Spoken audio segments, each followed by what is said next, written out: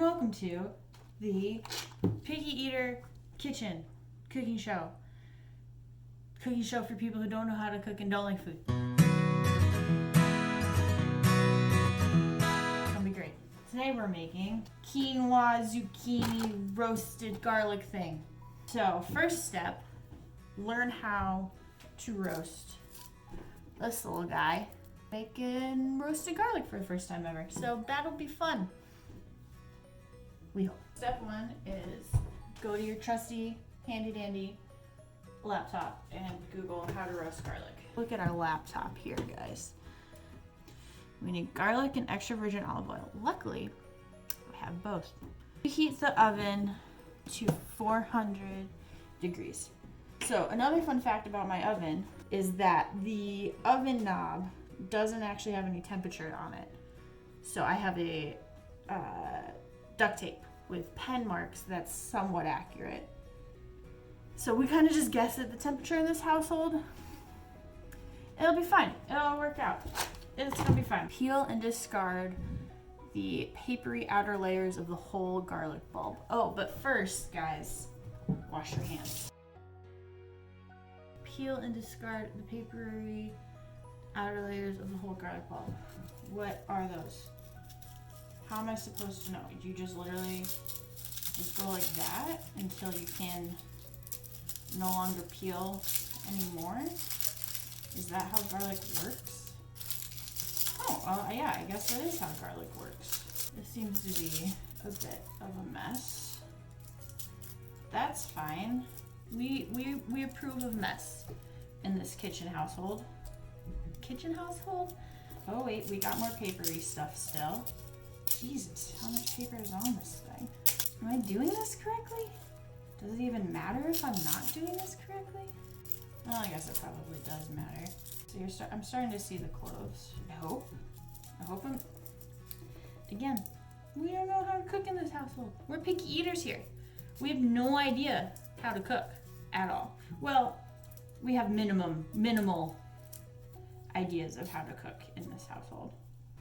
I have peeled my head of garlic. Okay, so now Google says, okay, using a sharp knife, let me get one of those. Use this bad boy. Sharpened my knives 3 days ago because it's quarantine. I have nothing else to do. My God, there's more friggin' paper. Thought I got it all. Okay, step 3, using a sharp knife, cut 1/4 to 1/2 inch from the top of the cloves, exposing the individual cloves of garlic. Here-ish. Oh my God, it looks just like the picture. Whew, that is a whiff of garlic I just got. You can see here that I cut it correctly, but then this little baby side cloves over here didn't get it. So I'm gonna cut those on their own. I'm also definitely not using the proper cutting technique of any sort. Literally cooking for just me. If it sucks, it doesn't even matter. There's no one else around to give any sort of craps about that. We got the garlic cut. Let's discard all of this again. Step 4, put garlic in baking pan or muffin tin. We could do a muffin tin. I think I have one muffin pan on the top shelf there. Let me get my chair. Got my chair, guys, to stand on. I got a muffin tin. Yay! I don't know if you guys realize it's a big deal if I have the required cooking implement needed, because I usually don't. We gotta put it in the baking pan, cut side up. We'll put you in the nice little middle one.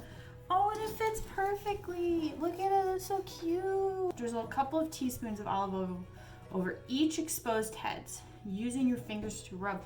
That's a lot of olive oil. Luckily, I have a lot of olive oil. We're doing lots of drizzling. Drizzle, drizzle, drizzle, drizzle. You wanna rub the oil in all over the cut exposed loaves. It's like in like a little olive oil bath. Cover the bulb with aluminum foil. Luckily, I have a lot of aluminum foil. Okay, we got a little bit of a tear. It's fine.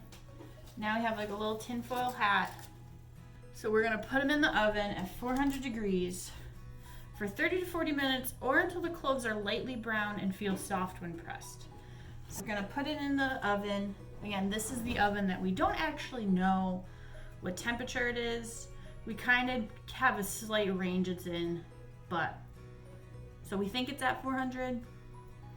Could be, we'll see. So the next part of the shouldn't gesture with that, should I? Okay, it's fine. So the next part of this recipe that's not actually a recipe, it's just something that Mom came up with and we're trying, is we shred a whole zucchini. So first step, rinse it off because we don't want no germs. We are a germ-free household. That's a lie. I have been sick recently, but it's not coronavirus. It's allergies and a cold. It's fine. Clean up your station like I just did. Why did I call it a station? I've been watching too much Bon Appetit. This is my whole entire kitchen. It's not a station. It's fine. It's fine. Cut the little knobby ends off of our zucchini. We don't need those. Next step, find your grater because you own one, because you are an adult. And of course, it is, in fact, the highest cabinet that you own. All right. Try this at home, kids. Okay. We got our grater. The camera fell off of its tripod, and by camera, I mean my cell phone, and by tripod, I mean pile of books. Back to grating our zucchini. Can't gesture this. We want to use the biggest grating side. We want to grate from the little. So we're gonna go like this. All right, get your mind out of the gutter. It's fine. Be careful when you get to the end of your zucchini because you don't want to grate your fingertips. That's a tip that I learned from watching the Bon Appetit kitchen, which is the entire reason why I'm attempting to actually cook a real meal. I think we got as much out of this zucchini as we can. Okay, so with our shredded zucchini, we want to squeeze all the extra water and liquid out of it. I don't have a cheesecloth. Mom used a cheesecloth when I saw her make this, but we're not that level of sophisticated here. So we're just going to use paper towel. We're dumping all the shredded zucchini bits. Man, they look so good. And then we're just gonna do a little scoop, like a nice little gentle squeeze. I hope that helps get some of the liquid out. The paper towel did split, so this is not as effective as I wanted it to be. I don't think that's surprising to anyone. It's not surprising to me. It's not like squishing out as much as I hoped. We're dumping the zucchini bits into the bowl. Should we attempt that again? I feel like I want to try it again. I'm going to try a different technique. I'm going to fold it in a square and push it down on top of the zucchini while the zucchini's in the bowl. I'm going to ask my mom exactly why she did this step, but I think getting the liquid out helps because we're going to be mixing the shredded zucchini in with quinoa and the roasted garlic, and we don't want the cooked quinoa or the cooked roasted garlic to like cook the liquid out and so that it just like sits in with the quinoa and makes the quinoa all gross and soggy. I could be completely wrong about that. Most likely I am completely wrong about that. That's what I got.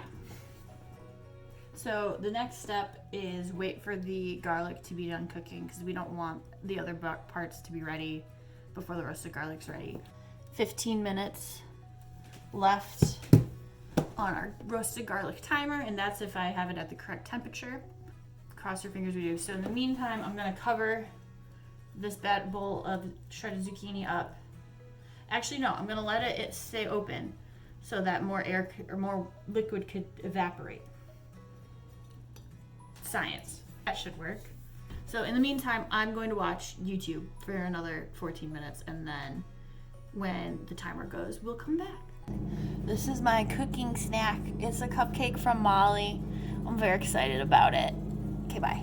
All right, so we technically still have 4 minutes left on the timer, and I set it for 30 minutes, and if you remember, it's supposed to be 30 to 40 minutes. But as we also know, oven temperature is just more of like a suggestion in this house. So I think it might have been cooking slightly too hot because I had to open a window because it got so hot. So we're gonna check it to see if it's done. So it's lightly brown, so we're gonna let it go for the rest of the timer. Should be fine. That's the motto of the show. Should be fine. Will it be fine? Unknown. But should be fine. And if it's not, it's okay. It's okay. So timer went off. We are going to get our roasty garlic out again.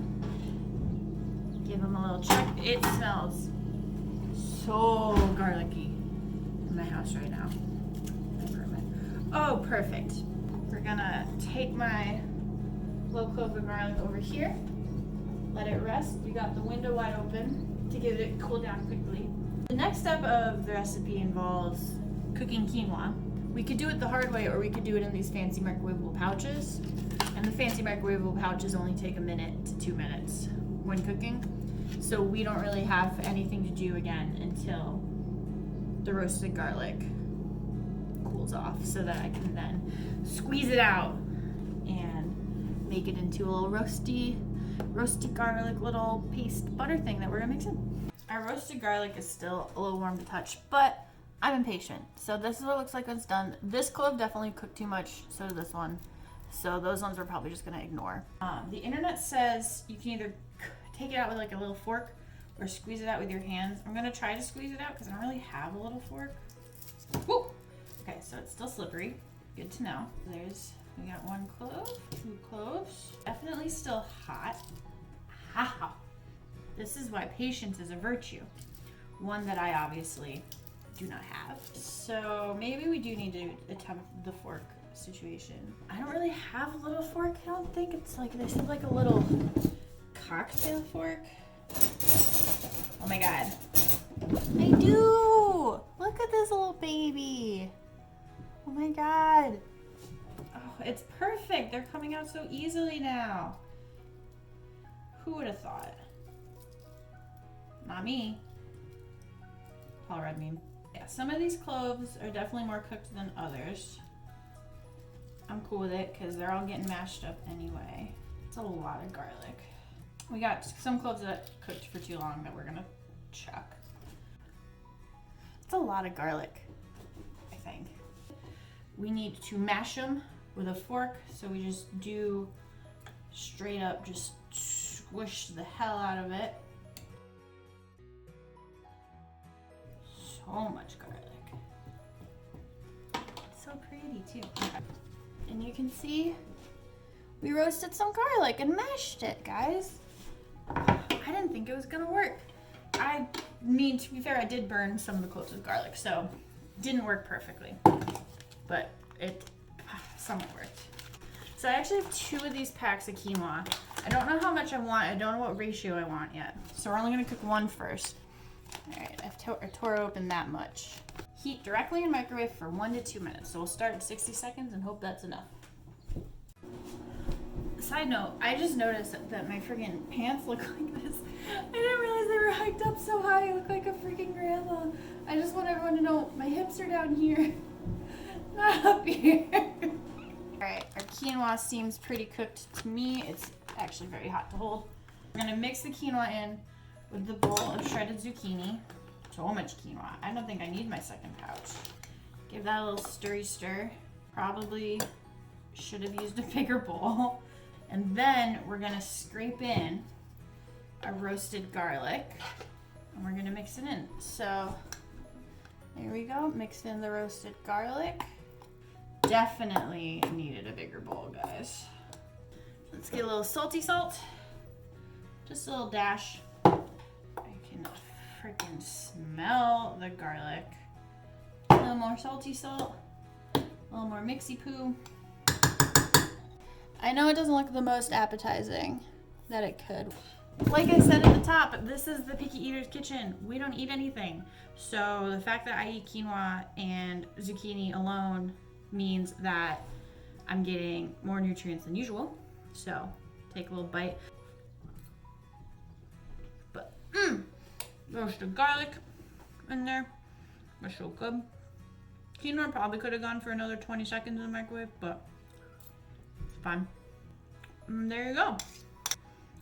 This has been Cooking with Emily, the Picky Eater's Kitchen, cooking the zucchini quinoa roasted garlic thing that Mom invented back in like October.